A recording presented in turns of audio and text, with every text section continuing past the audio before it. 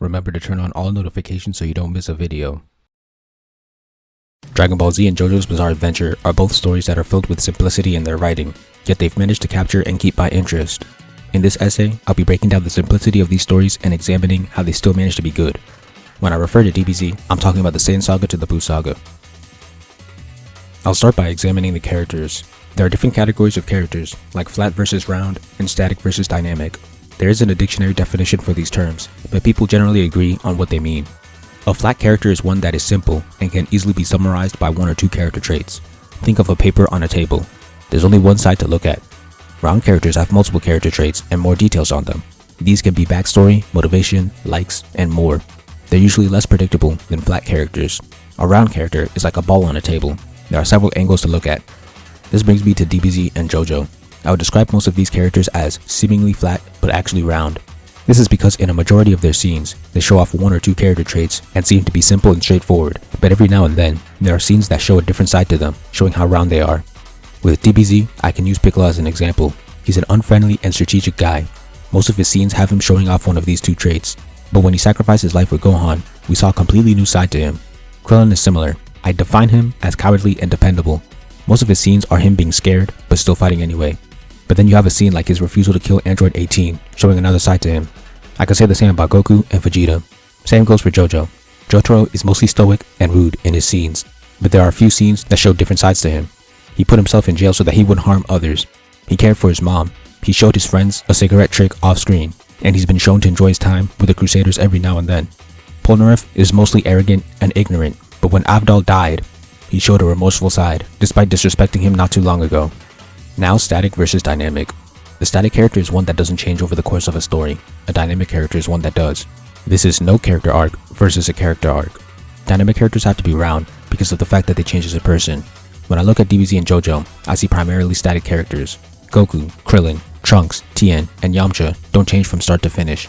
The first 6 JoJo protagonists are the same from start to finish. There are character arcs though. Piccolo has a very minor one with Gohan. At the start of the Saiyan Saga, he wasn't the kind of person that would sacrifice his life for another, but his time with Gohan changed that. He also stopped trying to take over the world. Vegeta had a long character arc that lasted the entirety of DBZ. Gohan had a character arc during the Android Saga. In JoJo, Koichi and Johnny have arcs. So these two manga have primarily characters that appear flat but have roundness to them, and are static. Both static and flat are seen as unwanted traits in writing and are usually given to minor characters. So why are these characters still good? I think this is because flat and static characters aren't inherently bad, and it's all a matter of execution. The things these characters have to back up their supposed flaws are personality, chemistry, and actions. A good personality is subjective, but self-explanatory. It's one that makes you want to see more of the character. I went into more detail in my video, How to Write a Good Character. Chemistry is how well the characters interact. If two characters' interactions are fun and enjoyable, then they have good chemistry. There are different types of chemistry, like friendly, competitive, or romantic, but what matters the most is how good the chemistry is. It doesn't even have to be positive. Two characters could despise each other, but if their interactions are entertaining, I'd call that good chemistry. The third factor is actions. The actions a character performs can make them more likable. I also went over this in my character video, but I'll put DBZ and JoJo under the lens. I'll start with DBZ. Piccolo and Krillin taking on Nappa together after he crushed the rest of the Z fighters increased my appreciation for them.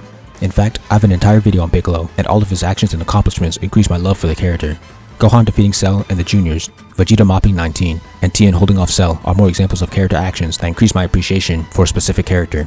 JoJo has this too. Kakyoin helping Polnareff with his revenge, Koichi holding off Kira, Okuyasu saving Josuke from Stray Cat, and Bruno taking on Diavolo are all moments that leveled up the characters for me.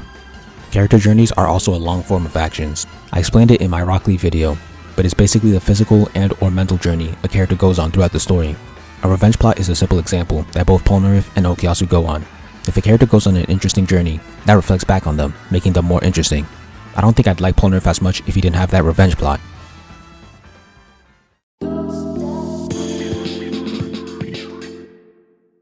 Both plots are simple and repetitive.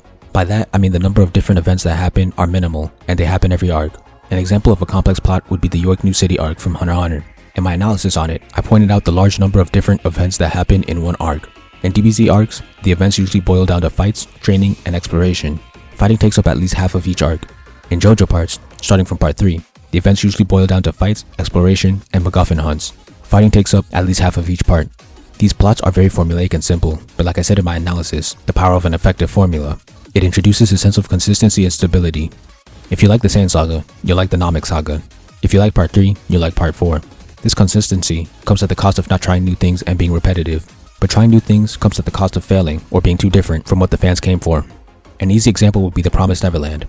I love the first arc, but all of the following arcs stopped focusing on espionage and mind games, which is what I loved about the story in the first place.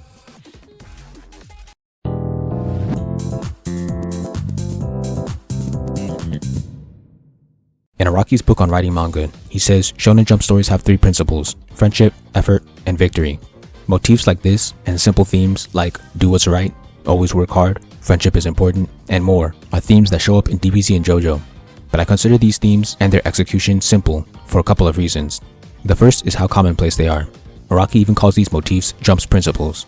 So the themes aren't creative, but the execution of them is also very simple. It's not like there are powerful philosophical battles where the heroes and villains clash on their ideals. The heroes and villains just follow their themes separately, and when the hero wins the physical fight, it shows that their philosophy or way of life was better. Neither really challenges the other on their beliefs.